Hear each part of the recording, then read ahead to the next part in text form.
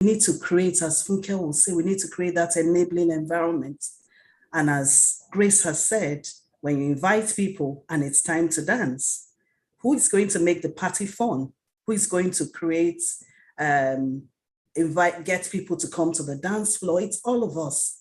So it's not something, the issue about equity is not exclusively the responsibility of top management.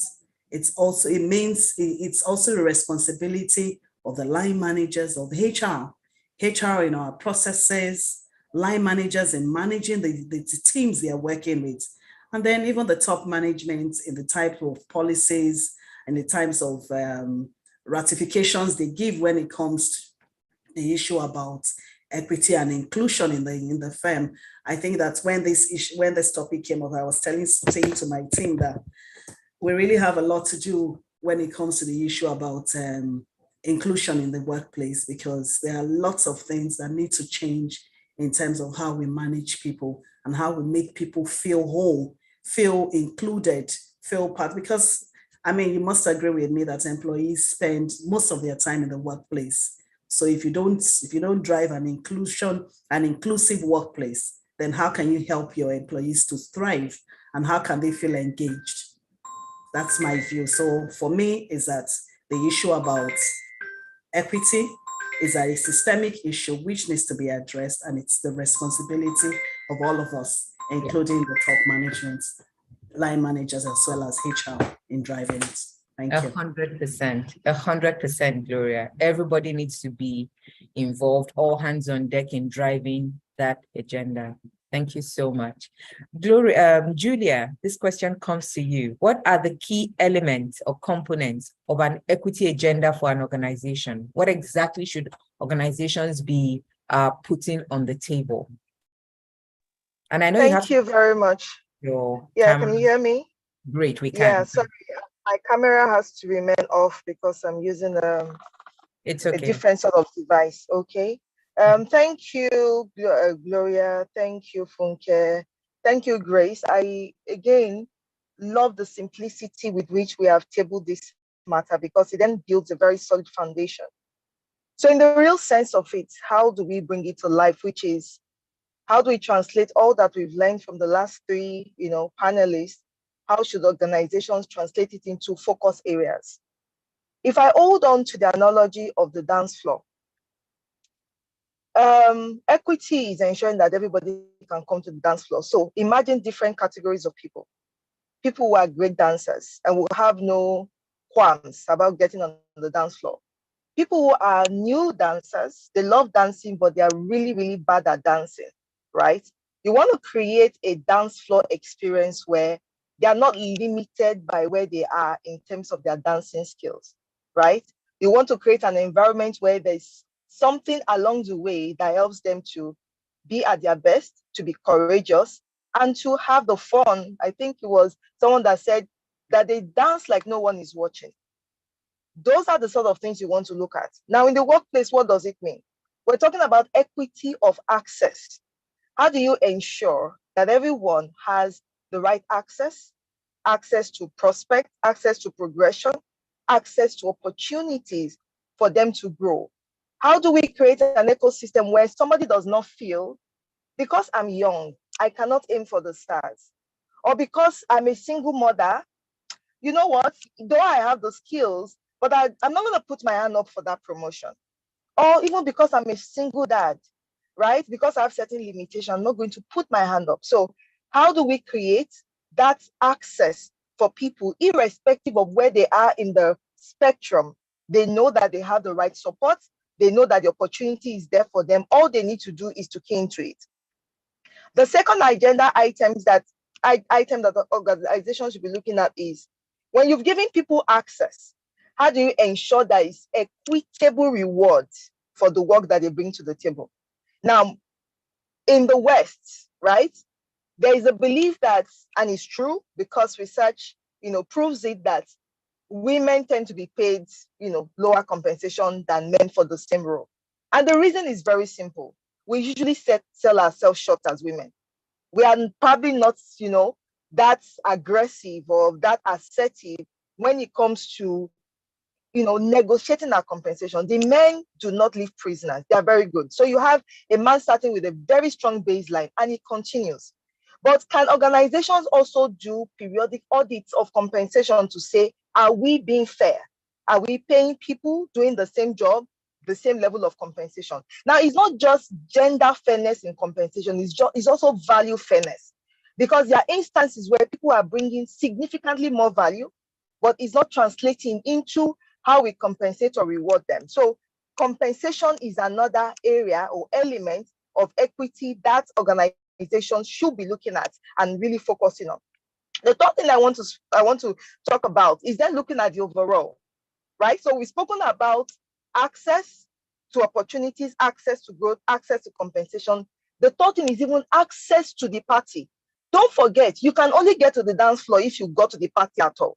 So how do we ensure, that people have access? And it starts from how we bring up people. It starts from what people go through in the higher institution, how they are given that courage and mentored and coached to believe they can aim for the stars and be their best without any form of injury. So they do have a right to be at the party, and they do have the right to be on the dance floor. And even if they're crappy dancers, they do have a right to try out their dance steps. Thank you. Thank you so much, Julia. Ladies and gentlemen, I mean, this is the crack team, the way they are breaking it down for us. And Julia, what I picked out from what you just said now is that this whole discussion really doesn't start at work. It actually starts at home. How we bring up the children, the exposure they have, how they are socialized even. I actually have read that research that talks about how when a woman is 90% ready for a role, she still won't go for it because she thinks she's not ready. But a guy who is 40% ready, he still has 60% to go, he's going to go for it. And so maybe these are the reasons why we are still seeing that gap in pay between men and women, because the guys, based on how they've been socialized, based on how they've been brought up, they actually are able to take more risk. They are willing to put themselves out there. And I'll give a quick anecdote. We had an assessment center last week, and one of the groups I observed was majorly women. There was one guy and there were 5 ladies there.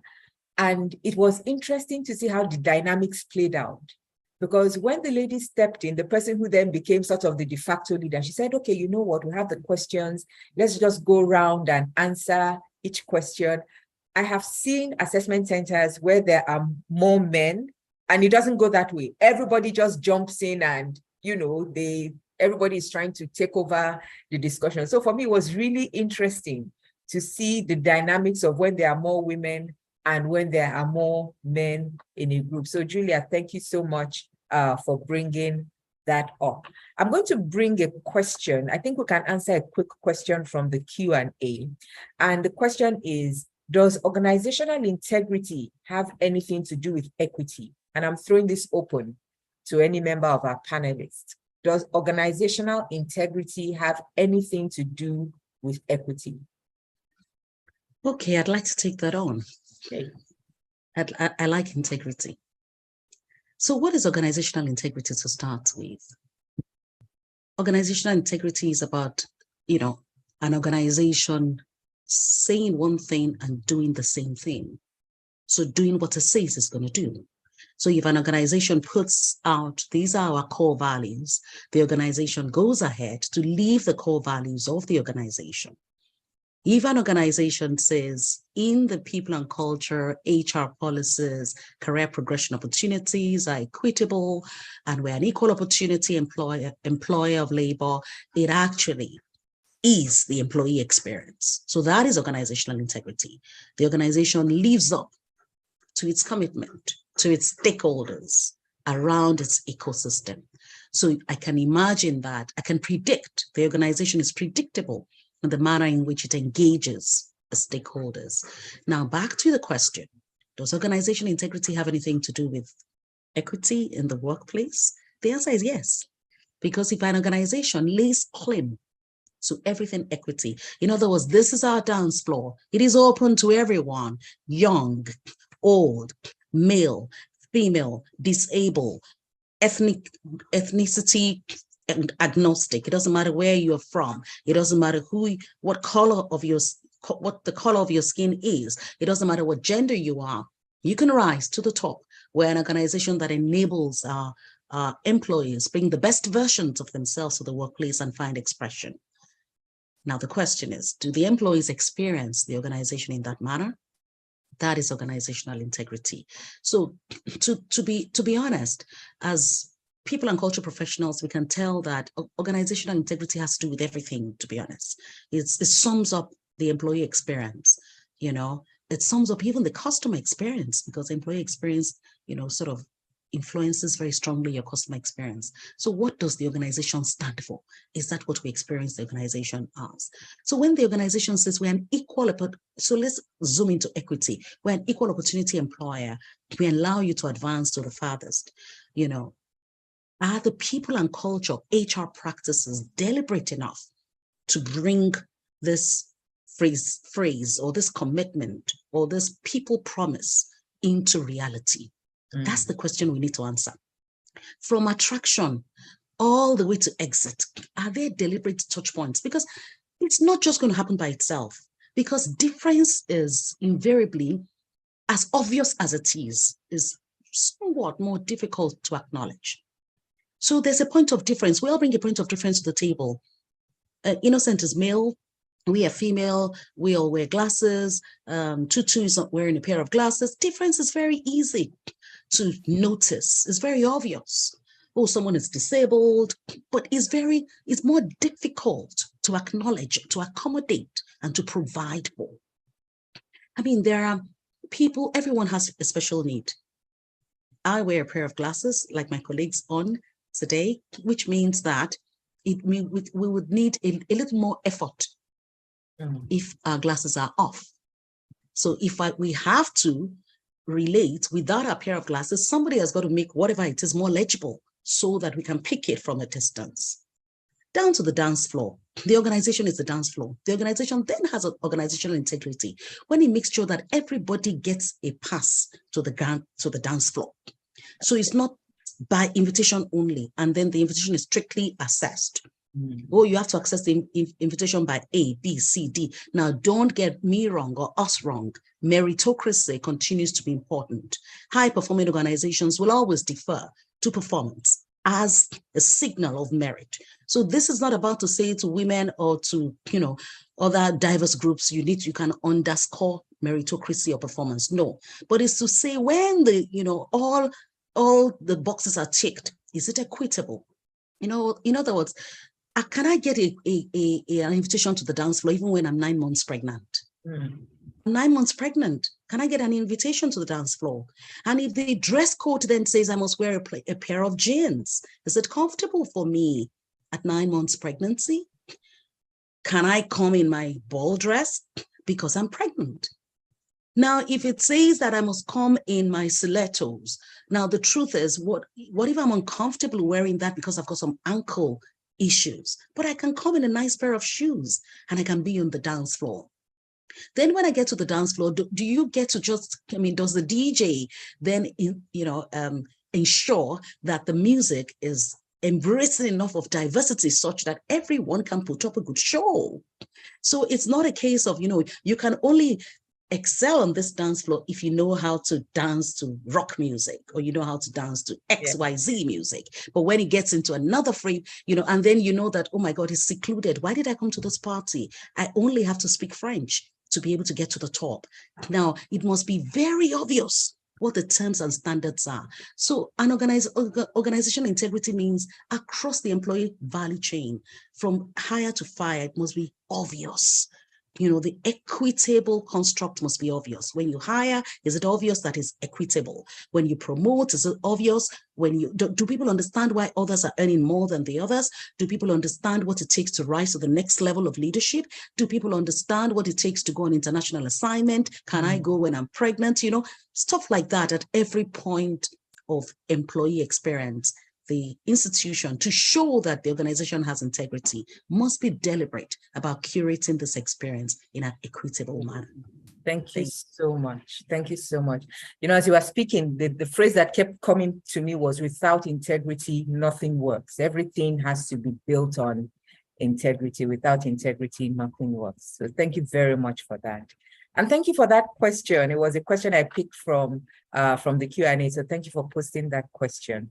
Innocent, this comes to you. Looking at the Nigerian workplace, do you think that our career progression system offers equitable opportunities for career growth among all employees, irrespective of gender? What do you think, Innocent? You are muted.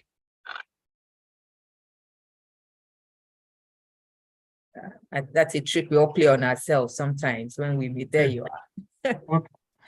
Okay. It depends on the type of organizations now. You know, you have the multinationals and you have the national organizations that we all refer to as local. Now, for different organizations, it's a different. So for some organizations, yes, there is full program around ensuring equity, but in some organizations, they don't care about it. So it depends on, it depends on the organization, and it also depends on the value systems of the top leadership of such organization. Awesome. Thank you so much. And the culture that is driving such organization. Yes, we really can't divest leadership from what happens within the organization. We cannot do that. And I guess really everybody is then expected to put their values side by side with that organization. And if the values sync up, then we are thriving, we are blooming, we're having a great time. And if they don't, then it's going to be a very challenging stay in that organization. So thank you very much, Innocent. The next question, this is coming to Gloria. So Gloria, what are the examples of situations that project favoritism towards a particular gender? And thereby, you know, we sort of short circuit the equity agenda in the workplace. Okay, all right, Tutu, thank you for that, for that question. What are those things that organizations do that projects favoritism? I think that over the years, and as my colleagues on the call are, there are so many of them. I say to people that I work in a professional service environment, and so we provide service to clients. So when there are projects, how do you assign people on those jobs? I say to people that we all have different learning curves, and that's a reality, and that's why you hire people. You hire people to develop them. So in assigning people to jobs, do you make it obvious that this particular person is your favorite?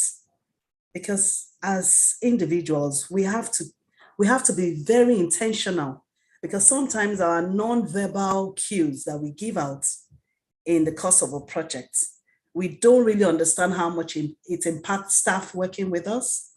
So organizations need to be conscious of the fact that we have to be intentional to remove all forms of bias when you want to do a lot of things involving people, from the time when you assign them to jobs, when people ask for leave.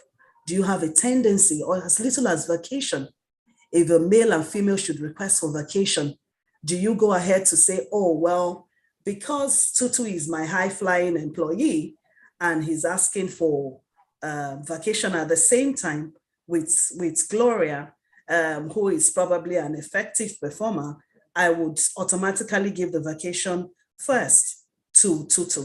Automatically, immediately, you're being biased by that singular act. The fact is, who asked for the vacation first? Whose time is it to go on that vacation? So even as little as how we evaluate people, how we do performance evaluation, do we take away all the biases? Like, you know, I agree that people work on diverse projects. I may not perform very well on this particular project, But is that a reason why in the next project, the way I have performed based on the feedback that has been given and the prior engagement, is that a reason to judge me on that new engagement? And so to operate an equitable environment is to take everybody, every individual as they are, and say to ourselves that really in creating an enabling environment, making people enjoy working with you, because from the time you hire them, before they joined you, there was that employee value proposition for which they joined your organization. So when they come in, do they feel that culture of that I'll be treated fairly, and that I don't have to beg Tutu, I don't need to beg Funke to put me on an engagement. Funke automatically knows that I have hired an exceptional applicant or candidate or talent into my organization, and the person deserves the right to have an experience on every engagement that can help them develop. So as leaders, we need to try to avoid those favoritism from those little things, even as little as when they ask you, oh, well, there's a project. In organizations, there's that tendency when there's a project, we keep calling a particular set of people. But guess what? For me, every organization, every leader should sit back. Oh, well, Tutu has had opportunity to work on this engagement on an office-wide project. It's time to allow Gloria to work on an office-wide project. That gives the impression that we're equitable, we're fair, we're giving everybody an opportunity to excel. Thank you so much, Gloria. I guess, it just means we all need to be continuously on our guard, making sure that we are not falling into these traps, because it's so easy. We are biased, and they say you can't see the picture when you are in the frame, and all of us are in this picture. So it just means we all need to keep our blinkers open and make sure that we are not getting caught in that. Thank you for that. Julia, this question comes to you. Or rather Grace, not Julia. What key performance indicators or measures can an organization use to measure its success in building an equitable workforce? Thank you, Tutu. There are several of them, and you can just understand how important key performance indicators are, given everything that my other panelists have spoken about here: integrity, equity, removing biases, giving people opportunities, not judging or stereotyping people. They make one mistake and then you continue to judge them based on that mistake forever and not giving them the opportunities. Therefore, key performance indicators become very important, because then you can really use that to measure yourselves as leaders or measure yourselves as an organization to see how you're doing on the journey to diversity, equity, inclusion, belonging, and all the rest. So there are several matrices that organizations can use. For example, we have diversity matrices and or metrics rather, and this includes how we can track the performance or the percentage of people that are underrepresented in an organization, like groups. And here we're not just talking about women, we're talking about people from different ethnic extractions. We're talking about young, old demographics. We're talking also about people with disabilities in the workforce. So that's going to help us to be able to see how we're doing in terms of having a diverse group of people in our workforce. When it comes to equity, we can look at something like pay equity, right? For this one, it measures the level of pay between different groups now in an organization. So it compares salaries of employees that are in similar roles. It considers factors such as experience, education, job performance. Like Julia said earlier, what is the value that individuals bring? How do we make sure that at the base level, there is equity in pay?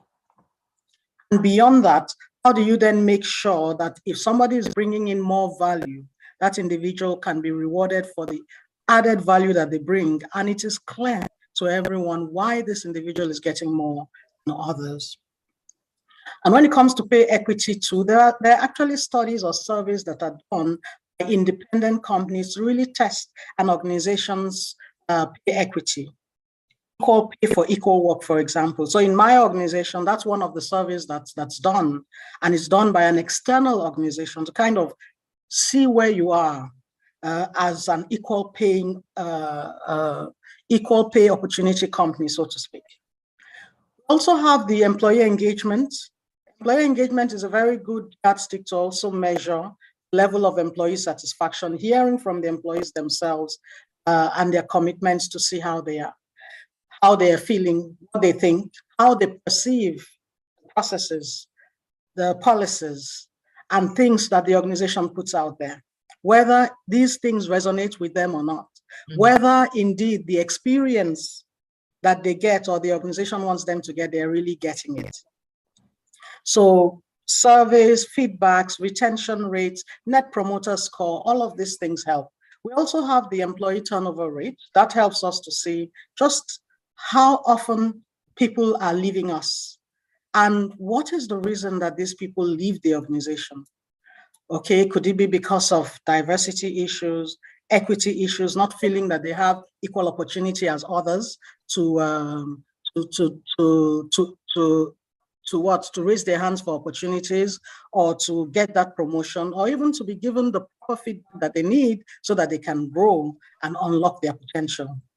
We also have things like promotion.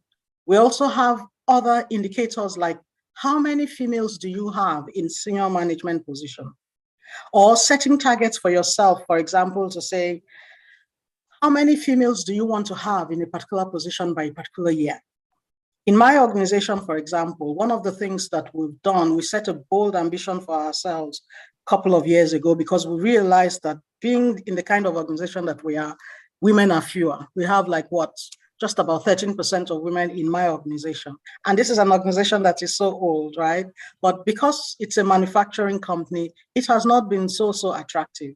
And the laws have not been enabling for women to work night shifts. And if women don't work night shifts, they don't get these critical experiences that they need to really then grow from being operators to becoming frontline managers or even becoming supply chain leaders tomorrow.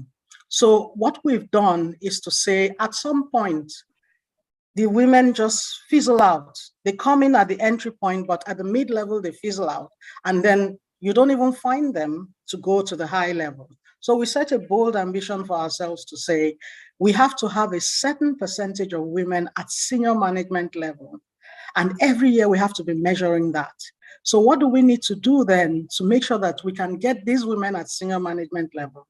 We can do two things. We can feed them up from the bottom, or we can bring them from the outside as mid-career hires. So how are we doing with that? And it's not paying lip service to that. That is something that as senior leaders we're being measured against. So not just me, the HR person, but also my managing director, CEO, and the other management team members. What is the succession pipeline like? How many women are there? How are you on track to achieve that target? So that is very important. And there's several others that we can use to measure. But there are plenty of metrics that we can use to just look at what the picture of success could be like.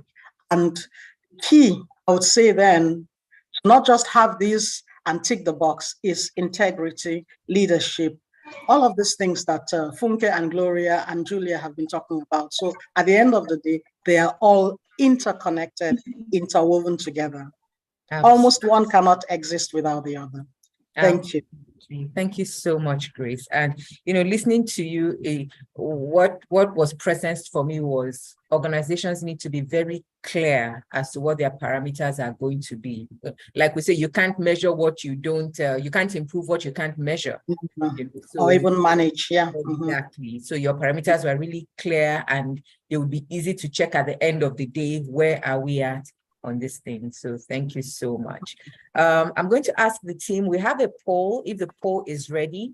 Team, let me know if the poll is ready. Julia, I have a question for you.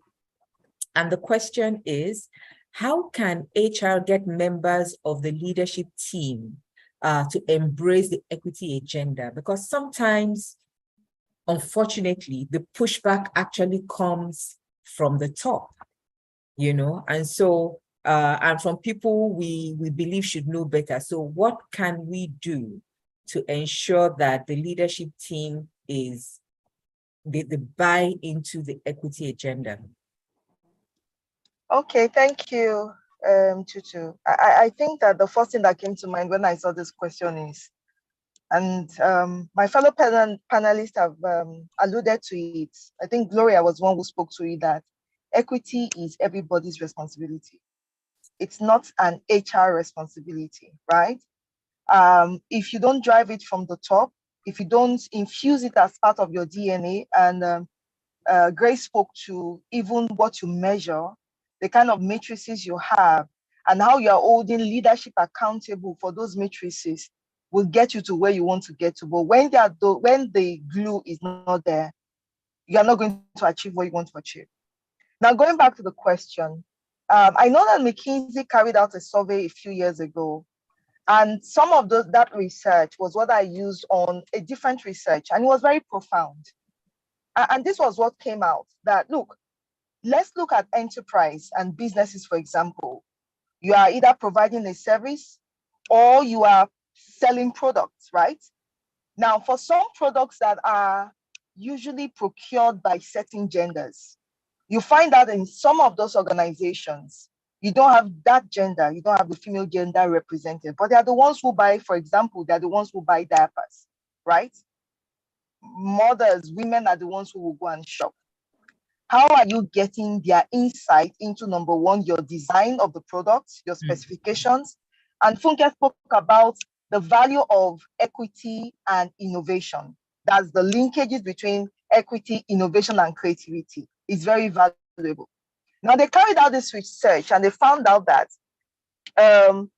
organizations will make it a point to have equitable systems in terms of gender representation, opportunity, and access are 21% more likely to outperform their peers. Now, the data does not lie. One way for HR to get business leaders to understand that this is common sense, because everything we've spoken about is common sense. It's common sense to ensure that everybody who wants to is able to access the party. It's common sense to ensure that we make the dance floor accessible, because there you have great people doing great things. It's common sense.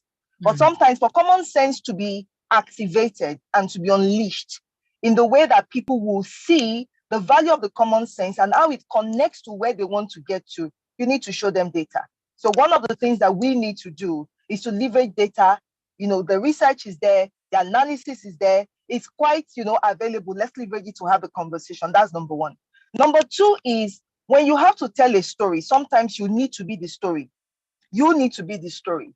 In every organization, there are systems and practices that relate to equity that we have already adopted. We may not be calling it that, but those things have brought in value, of measure, significant measure to the business. How are you leveraging those things that you have today to tell the story that you want to tell? On this panel, we have women who, if you tell them to go and run businesses, they have the capacity to run the business. So you yourself, you are a story. You are a very strong data point to convince leadership that that is the path to go.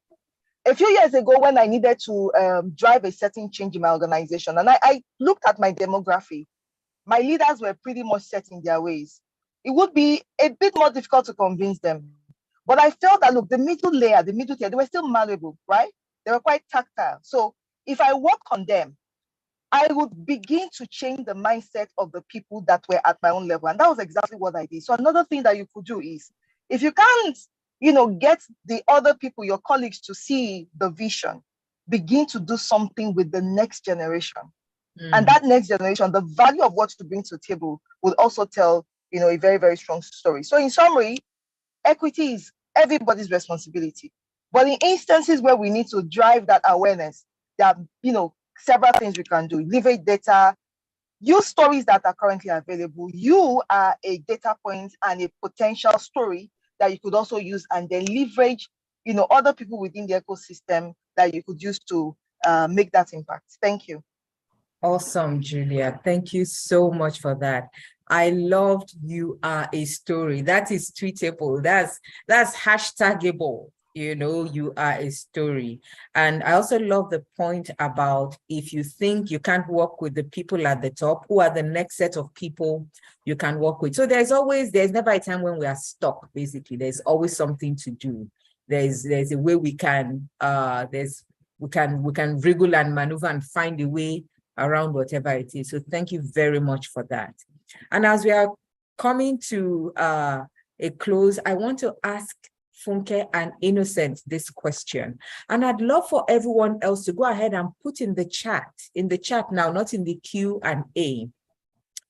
Which competency gap areas are peculiar to women that sometimes makes it difficult for them to compete favorably? So what are those skills that women do not have that stop them from getting the opportunities that their male counterparts may be getting, or appears to stop them from getting those opportunities? So everyone, please go ahead and put at least one thing in the chat that you think is keeping women back. So Funke, let's start with you. Thank you very much, Tutu. Honestly, I find this question really, I find it very stretching as a woman myself, who's been privileged to get into an executive capacity in my career. To be honest, the statistics show that, and I'm sure it's more than just the competences holding women back, but competences form a big part of it. Now, the statistics show, it will shock you to know that only 2023, this year, do we have, or have we hit the 10% mark in percentage of female chief executives in Fortune 500 companies worldwide. We know that Fortune 500 companies are, the companies that are leading in the park globally and all of that. And 10%, we just hit 10% by the latest inclusion of 23. And interestingly, I'm sure by the next time it's assessed, it will be below 10% again, because some people would have hit maturity, sort of hit retirement and fallen off that radar. We see them the PepsiCo lady fell off once upon a time, went on into, that's Indra Nooyi, went on into retirement. So the statistics show that we're sitting, if you like, on a burning platform. As women, we need to arise to this call to advance our careers on to break. We've heard break barriers, break the ceiling. We've heard it all on how we should be taking ownership of this conversation. But it goes a lot beyond just hearing it. What are the competences to your question? So I've given this context to say there is fire on the mountain. Indeed, we've got to run. So we can change the statistics, and it's everybody's responsibility to change the statistics all the way to women ourselves. It's not just the institution. It's not just, all the other stakeholders, line managers, team leads, people, HR as a function is also individual employees, the female workforce. Firstly, if you look at the top executive skills, chief executive skills, I'd like to go to the top. Chief executive skills. You hear skills like business acumen, strategic thinking, execution, stakeholder management, relationship management, creativity and problem-solving skills. Business strategy, you hear vision, the ability to envision. You hear followership, you hear leadership, you hear emotional intelligence, really now competences that are clearly not negotiable to get to the top. They are top line competences, capabilities required to enter into the Fortune 500 CE, league and remain there. All of these competences must be at its best. We hear courage, we hear ability to negotiate. So having said all this, which of these competences are women not very skilled at? Technically you hear that rising to the top requires a number of things. There's competency, there's agility, there's resilience, and there's sponsorship. In other words, ability to be sponsored, or ability to find a sponsor or be sponsored. All of the above are critical to navigate your way to the top. And I like the way Sally Helenges and Maxwell Goldsmith, Michelle Goldsmith have put together in How Women Rise. They pulled out 12 habits that hold women back. If you match those 12 habits to these competencies I've reeled out, you will see the very interesting alignment. Competencies like habits like inability of women to leverage their relationships. So women are relationship builders, but they lack the ability to leverage those relationships onto sponsorship. So getting to the top, navigating your way efficiently to the top, and sitting at the top comfortably at the C-suite requires sometimes sponsorship, advocacy. So you're very competent. Let's even say you've ticked all the boxes. Now there comes a time where somebody else who's equally competent and has walked the path, rises up to advocate for the appointment, or rises up to advocate for the consideration of a promotion or consideration of, an appointment. Now, are women very skilled, or women very able and comfortable at being sponsored or understanding how to leverage relationships onto sponsorship? I would say that's an area that needs encouragement. I'm not saying improvement, but that's an area that needs encouragement, and women need to focus on that. Another habit that says, definitely women shine away, which is the competence is called courage, is courage to engage at the higher level, to sort of hone in effectively with your stakeholders. It is said that women have a habit of shying away when you need to project yourself. So it's very easy for a man to project himself. It's very easy for a man to network skillfully and leverage relationships, into, career progression. But women struggle with, self-projection. Women struggle with networking. Women struggle, and as we say, women, we speak all ourselves. So we see areas of improvement for us, not so much in the technical skills, strategy, strategic thinking, vision, execution. Women are excellent executors. We multi-skill the most. So all of those laundry list of skills I've ticked off, women will say, I tick off that, I tick off that, I tick off that. But when we begin to say, do you have a sponsor? How well do you leverage your stakeholders? How well do you leverage your relationships to navigate the career hierarchy? Then you find women begin to pause. How well do you showcase, or do you show up, when it matters the most in career conversations? Then we require some coaching. So I would say that there are more the soft skill, mid-range competences for executive appointments that women really need to pay attention to. Thank you.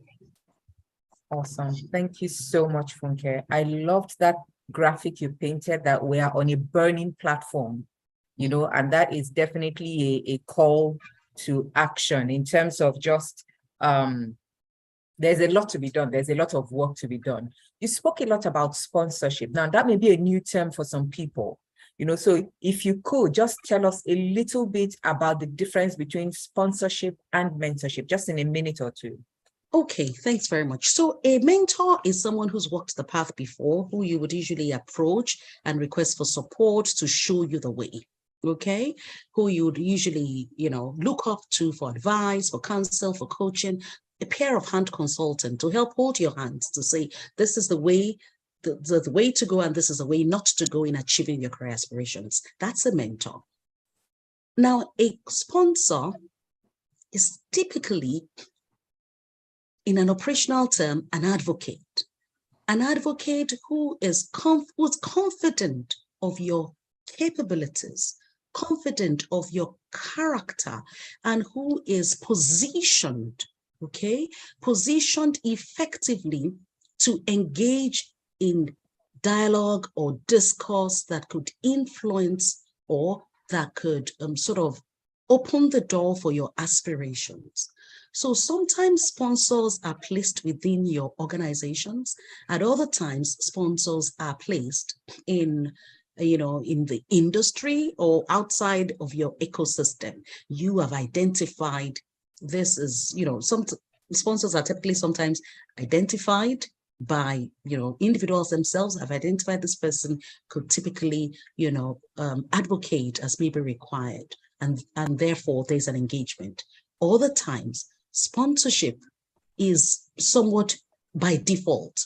So some organizations formalize the process of sponsorship, career sponsorship, at maybe the C-suite, and they're like, because we want to advance women to the C-suite or to the CE level, identified successors or talent in the pipeline would be assigned sponsors who would seek out opportunities for them, like Gloria mentioned, seek out projects for them to participate in, projects for visibility, projects, so it's essentially, if you like, a career management technique at the top, where some organizations have embraced it to say, you know what, we can identify sponsors to be sure that, we don't lose women in the pipe, okay, and ensure that they are guided accordingly.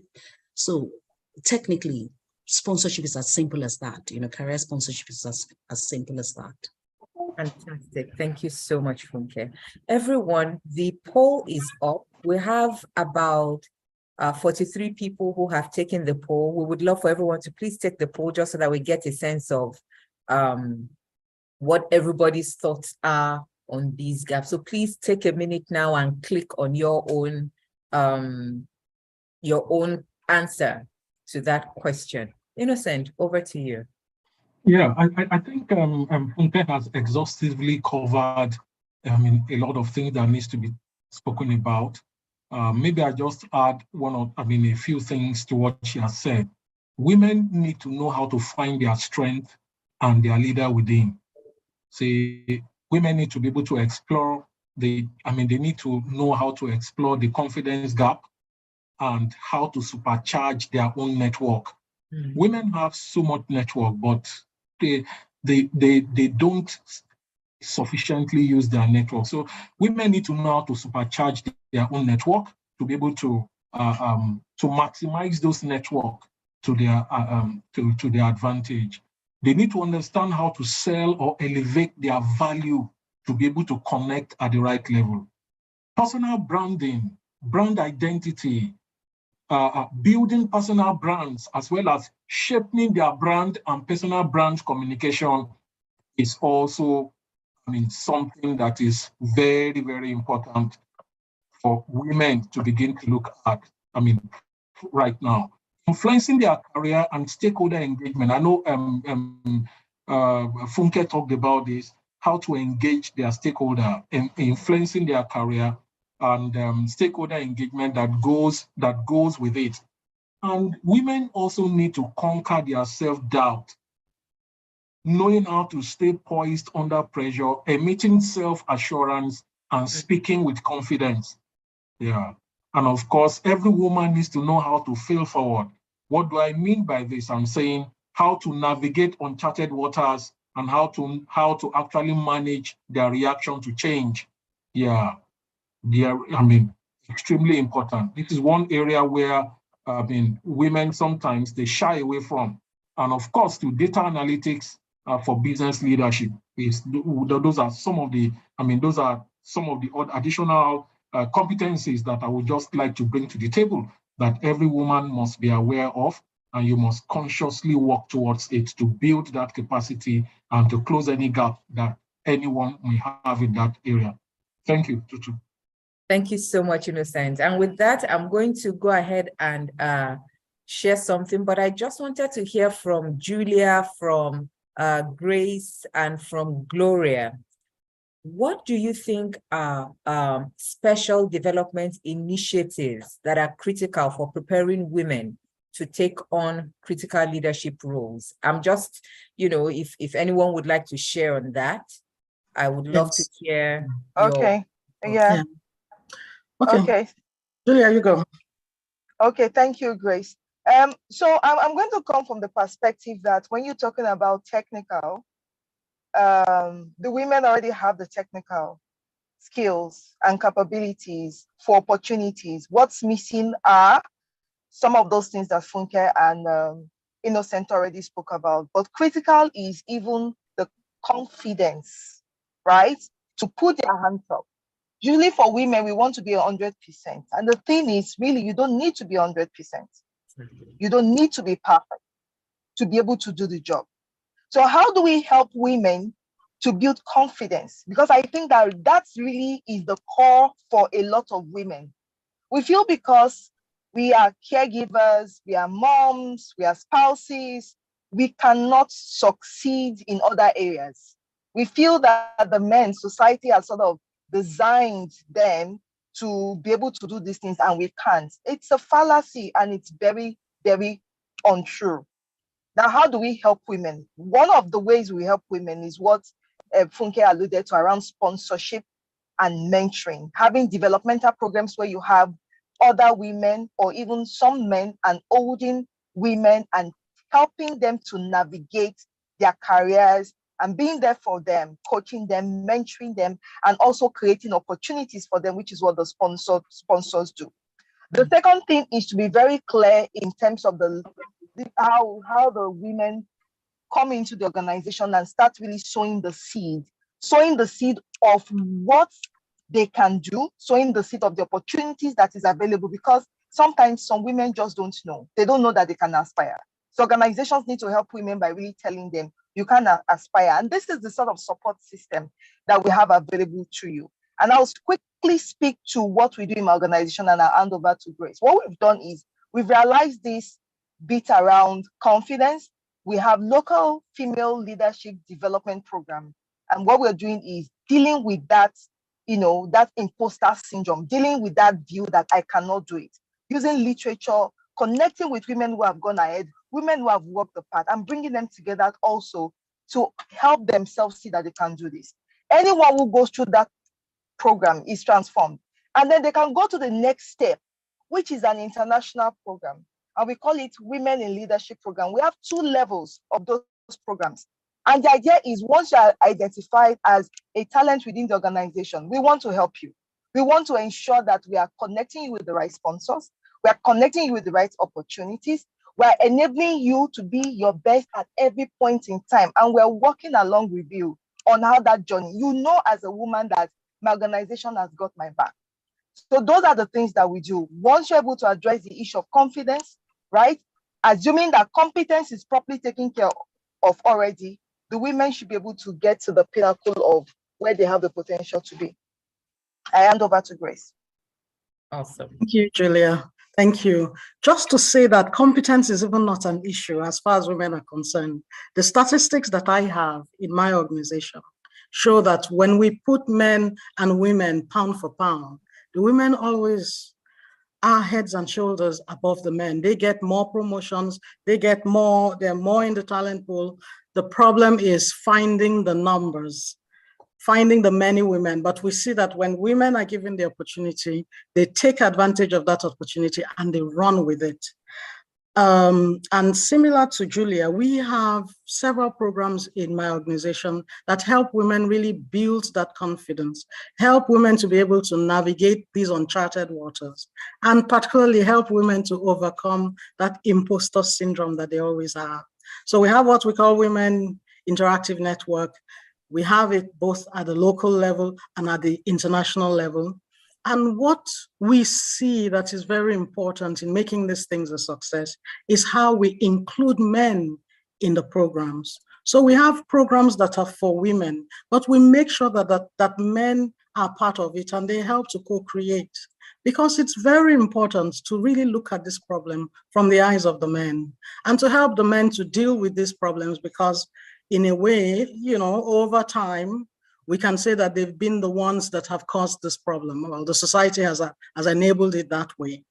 So one of the other things that we do for everybody is actually to make sure that as a people leader, you go through what you call inclusive practices training. And that's because as an individual, male or female, when you go through the inclusive practices training, it helps you with your leadership qualities. So it's not just about saying, oh yeah, women, the conversation is actually more than gender. Inclusion is more than gender, but we do have a real gender need, particularly in my own organization and my own industry. So we deal with that as well. But leadership development, how to be an inclusive leader, why it is beneficial for the organization that happens, because it's not just a flavor of the month or something nice to have. It's been proven by statistics that it is important for your consumers. The demographics of the consumer is changing. You as an organization, you will totally be left behind if you do not take that demographics into consideration. And you have to reflect that internally to be able to have that innovation and creativity that's going to help you grow in the future and be able to serve the consumer's needs as much as possible. So it is a business need. And so we tackle that with that business lens, where we get and male sponsors and female sponsors. And so for us, it's and. We want the women to feel that they can thrive in the organization, and they have to come as they are. Come as you are, be deserving of it by having performed. After that, the rest is really who gets this best chance, and we want to set up the women to succeed as much as possible. So we look at everything for them. Is it easy? It's not. Because in doing that, sometimes the men feel like they're now left out. So how do we deal with that and make sure that there's a lot more inclusion? So we have all of these programs that include both men and women, but specific programs for women to help them address all of these things that Funke and Innocent have talked about, which are very important, and they do hinder them from really shattering that glass ceiling sometimes. Thank you. Thank you so much. Thank you, Julia. Thank you, Grace. And this wasn't planned, but it's as though you knew exactly what I was going to do next, because what I'm going to do now is I would like to share about our Women in Leadership program. And it was quite exciting listening to Julia and Grace talk about the fact, and I'm sure Gloria and Funke probably also have similar things within the organization, but it has to be intentional about being able to project, mentor, and sponsor women. It's not going to happen by osmosis or diffusion. It's something that has to be planned and executed. And we were listening, to what our clients were telling us about this, and we came up with the Women in Leadership program.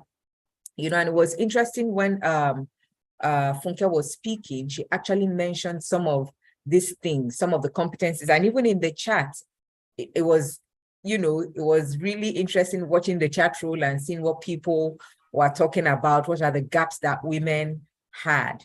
Yeah, so we have authenticity, knowing your values, influencing, and I see that people are raising their hands. We are going to come to the questions in a bit. I just wanted to share this with you.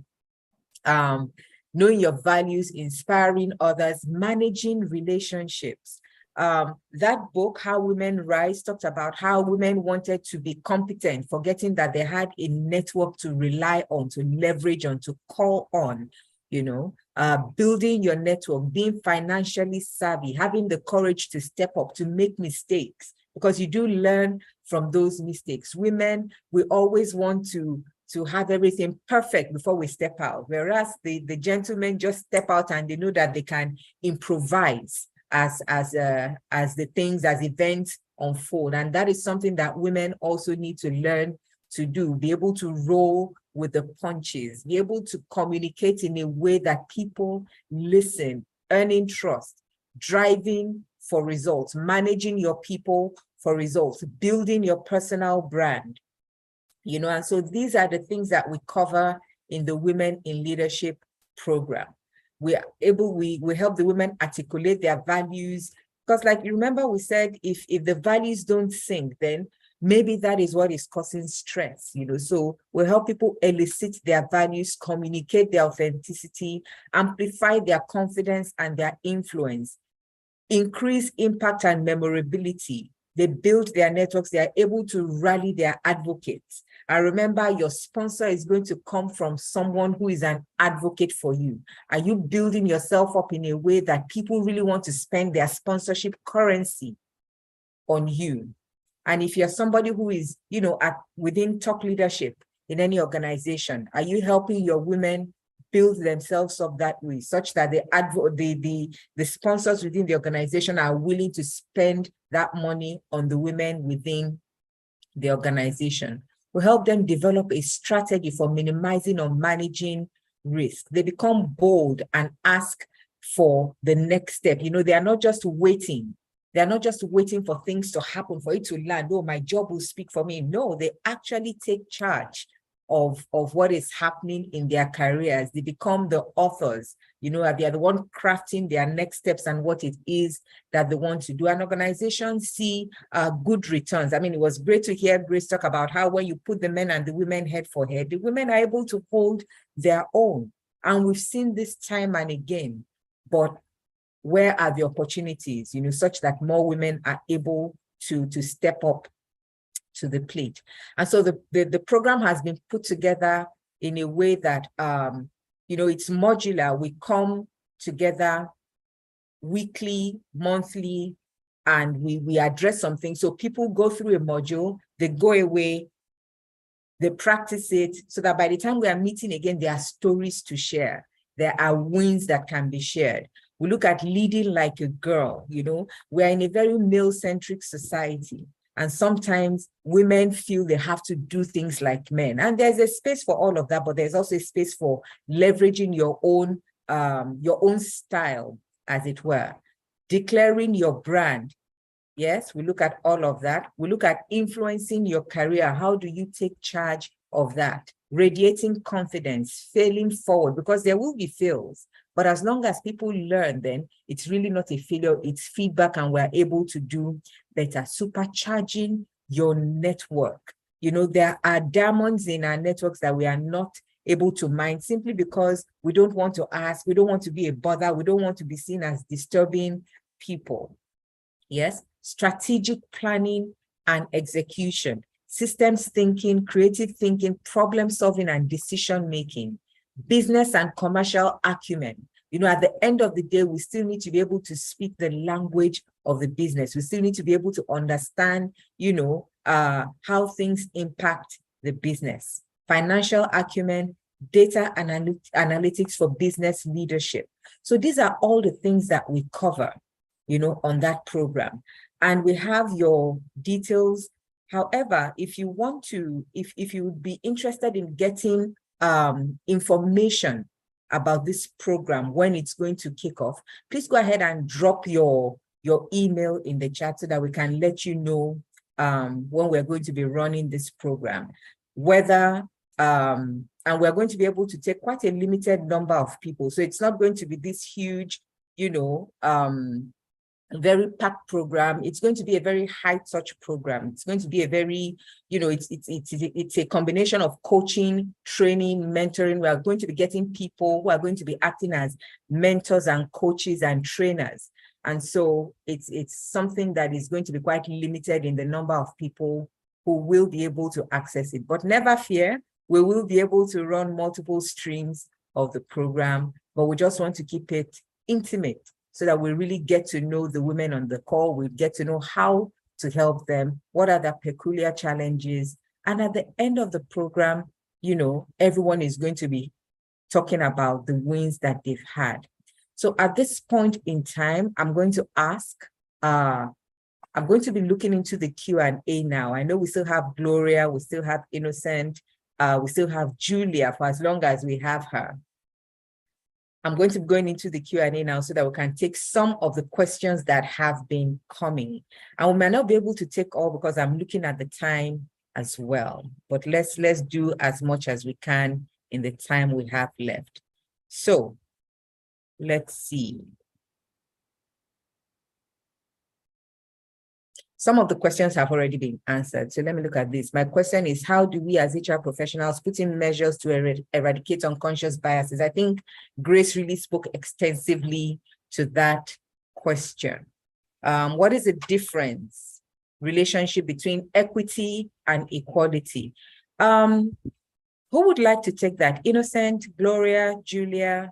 I just need one person to jump in. What is the difference between equality and let's assume that somebody has 100 oranges, because I really loved the way Grace started and she made it very practical. You have 100 oranges, you want to give it to 2 people, so you're going to do 50-50, right? That's equality. 50-50 is equality. Yes. Equity is you have 100 oranges. Somebody already has, of the 2 people you want to give, already has 30, right? And you need everyone to have a particular amount. You will give fewer to the person that already has, and you give more to the person that does not have. That's the difference. So it's not to say everybody is on the same level. You treat people, give them resources based on where they are at. You allocate resources and opportunities based on where they are at, such that at the end of the day, people are able to move at their own pace, right? And they're able to grow at their own pace. Thank you. Thank you so much, Julia. Thank you. I think that was a very clear, practical explanation there. Most women shy away because of some societal issues raised. They are issues they are faced with. Some okay, this is making a comment. Let me see, what other questions do we have here? Oh, here's one. Okay, I think we just answered this one. The question was, what is the definition of equity in light of what we're discussing in this forum? Yes. Okay. I saw somebody raise up their hand. I think that was Soji. Soji, have you put your question in the chat? If you have, or if you would like to come up live to answer your question. Is Soji still here? Are we able to promote Soji to a panelist so that he can come up and ask his question live?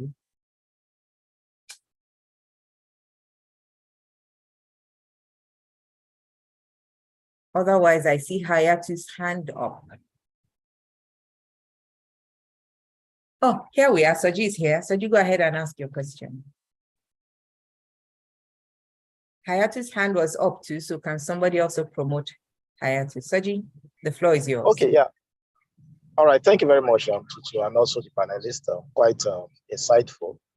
Well, my hand was not really up. I guess it was an error, possibly. Okay. Because, yeah.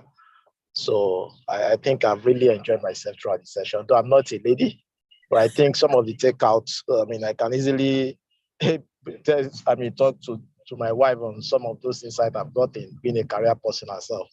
Yes. So thank you so much. Thank you. Thank you. We love that our gentlemen are here as well. They are very important to the whole equity conversation. Yes. Hayatu, was your hand up, or was that some lapse as well? Let me go into the chat. Awesome. Okay. Yes, I think we will be sending out the link to the replays for people who want to listen to this. We will be sending out the link to the replays. So don't worry, you'll be able to listen to it again. You'll be able to listen to it again. Yes. So panelists, do you have any last minute? I'd like to give everybody a minute to, oh great. We were streaming live on YouTube. So actually you can go to our page on YouTube immediately this is over, or maybe give a few minutes afterwards and you'd be able to watch it. I'd love to give a minute or two to each panelist to just, give us their closing thoughts and wrap up this absolutely amazing conversation that we've had today. So Gloria, let me start with you. I'm just going to go round as it is on my screen. Innocent, did you want to say something? Yeah. Let our panelists speak first, then I'll speak last. Great. Gloria. Parting words, yeah. Okay. I think that my words to everyone on this webinar is, let's all go out there and promote equity in every opportunity we have. We have fantastic talents who are working in our respective organizations, and we need to help them thrive. And how can we help them thrive? It's by being inclusive in everything. Let's support them as HR people, as line managers. Let's help them to achieve their potentials. Everyone has an opportunity, has that skills, has that power to be able to excel, even as women, as the panelists have all said. Everything that Innocent, Funke, Grace, Julia have mentioned, even as women, we have that capability. And above all, I say to us as women leaders, we need to help to support our fellow females. Let's give them that opportunity. Let's handhold them where we see things being done to our fellow colleagues or even fellow females unjustly. It's important to speak up and to help them to excel in their respective professions. Thank you. Awesome. Thank you so much, Gloria. Julia, are you still there? Yes, I'm here. And just to quickly say, thank you first of all to HCP and for everyone who has attended. Equity is common sense, right? If it's common sense, it means that it's something that you should live, even in your private life. If you are equitable in your private life, in the workplace, it will not be difficult for you as you move through the hierarchy to have an equitable mindset. Now, even if you are not working in an environment where diversity, inclusion, and equity is recognized, you can make the difference. You can start the journey. You can be the story. If there's one thing that you can do differently, is to change tomorrow by the actions that you take today. And Gloria said, be there for the next generation. The guys who have been here, be there for your wives, be there for your daughters, and be there for your female colleagues and your sisters. If we all band together and know that this is the right thing to do, we will end up at a better place. Thank you. Thank you very much, Julia. Funke, over to you. Thank you very much, Tutu. And indeed, thank you very much, HCP, for also taking the spotlight to support this cause. Thank you so much for the Women in Leadership Program. Again, another required intervention in today's workplace. I know that the audience today is a mix of women, HR practitioners, leaders, business executives. And so my final words would be deliberate in embracing equity. As a woman, be deliberate in embracing equity.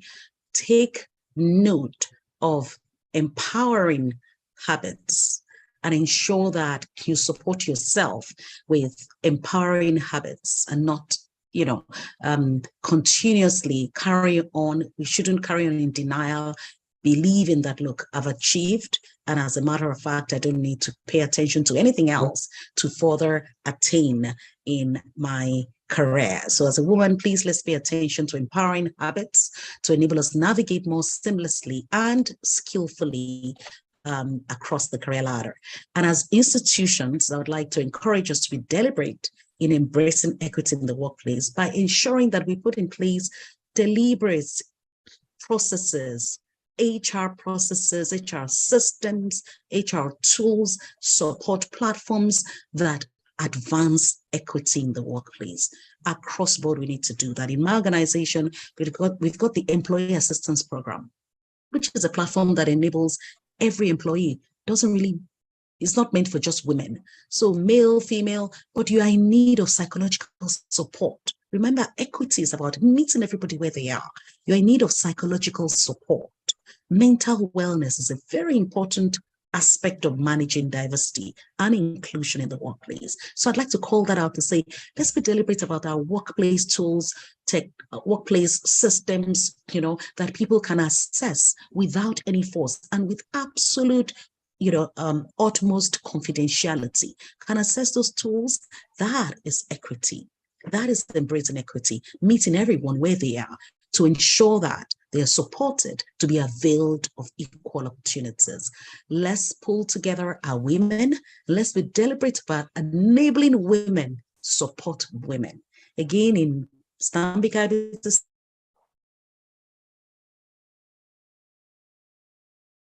deliberately as a mentoring and coaching platform for women to support one another. It's been amazing the kind of results that the network has been able to produce, supporting women to mentor other women and coach other women to advance their careers. So to institutions, please, let's be very deliberate through institutional systems and platforms, tools, support tools to ensure that we embrace equity in a manner that employees can experience our intentions. Thank you very much for your attention. Thank you so much. That resonated with me. Women supporting women, because there can be nothing more powerful than that. We love our guys, don't mistake that. But when women support women, I think it's really an incredible thing. So thank you very much for presenting that for us. Innocent, we would love to hear from you. Yeah, thank you very much, ladies and gentlemen, for being part of this program. I think the big takeaway for all of us, whether you're a male or you're a female, is just to ensure that you embrace equity in your mindset, and that would affect your approach to the subject matter.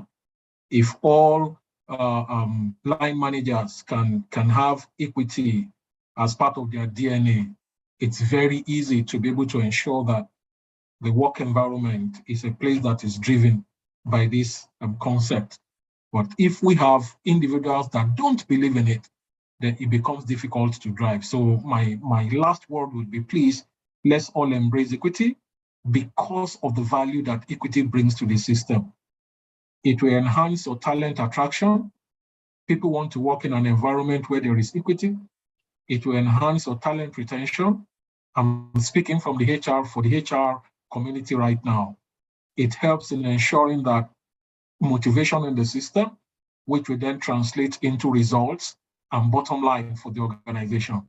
It's just all embracing. People want to work and they want to exist in an environment with fair level of equity and justice. So ladies and gentlemen, please let's go from this program today, becoming advocates. You need to become an ambassador of workplace, embrace equity and become an ambassador of workplace equity. Thank you very much. Thank you so much, Innocent. Let's all become advocates of equity. We can't put a step wrong doing that.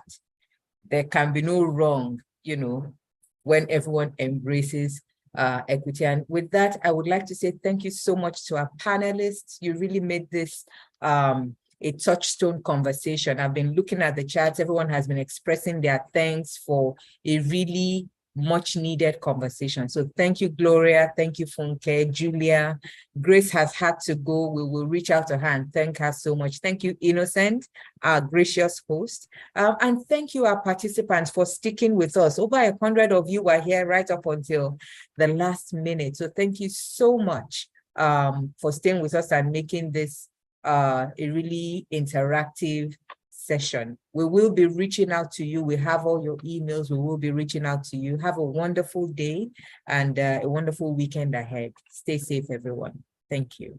Thank you very much, Tutu. Yeah. Thank you, HCP. Thank you. And thank you to all our participants. Yeah. Bye, everyone. Bye. Bye. Take care, everybody. Take care.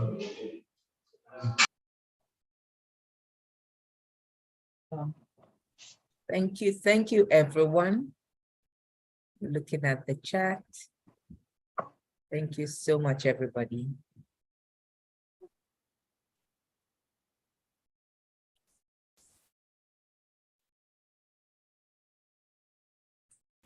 He has been in operation since 1978 as the Executive Selection Unit of Ortho Anderson, Nigeria.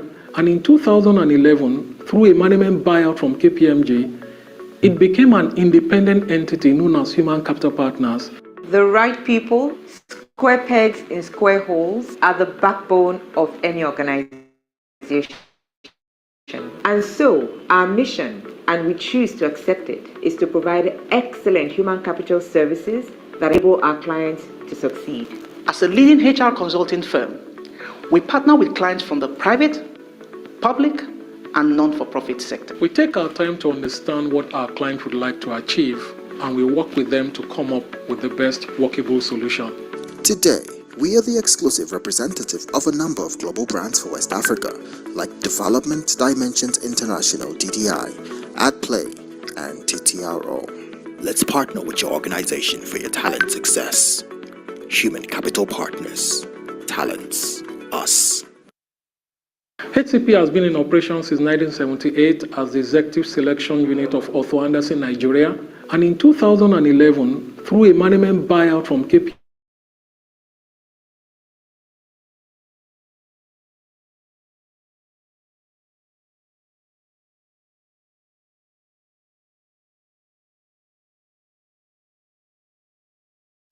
The number one ask for more than 25,000 leaders around the world is personalized learning experiences. DDI's personalized learning, an engaging new cloud-based platform, delivers just that by placing diagnostic tools and development resources at learners' fingertips. DDI's Pinpoint platform is what modern learners need to take charge.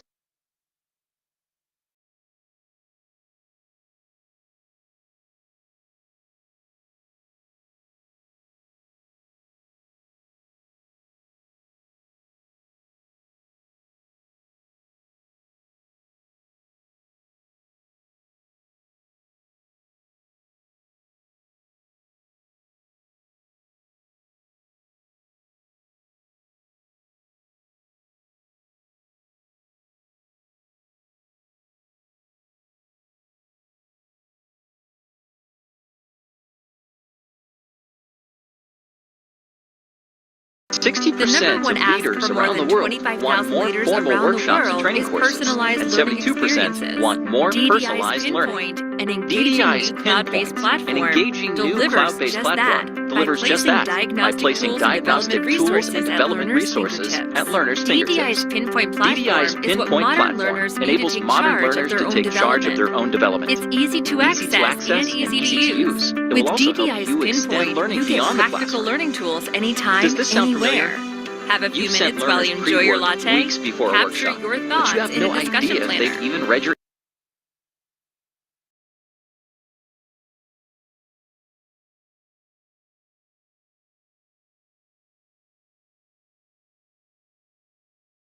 The number one ask for more than 25,000 leaders around the world is personalized learning experiences. DDI's Pinpoint, an engaging new cloud-based platform, delivers just that by placing diagnostic tools and development resources at learners' fingertips.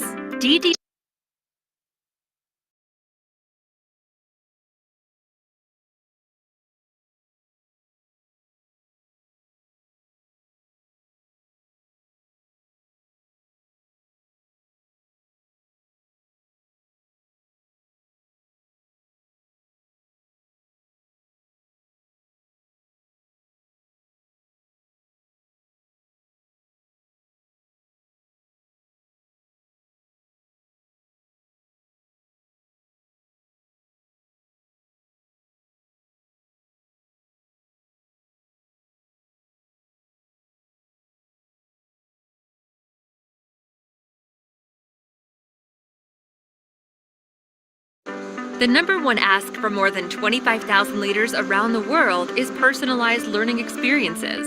DDI's Pinpoint, an engaging new cloud-based platform, delivers just that by placing diagnostic tools and development resources at learners' fingertips. DDI's Pinpoint platform is what modern learners need to take charge of their own development. It's easy to access and easy to use. With DDI's Pinpoint, you get practical learning tools anytime, anywhere. Have a few minutes while you enjoy your latte? Capture your thoughts in a discussion planner. Or take advantage of that 15 minutes before your next meeting to practice your coaching skills in a real-world simulation. Now you're ready for that coaching conversation later in the day. You'll gain new insights and enhance your leadership skills with on-demand access to self-assess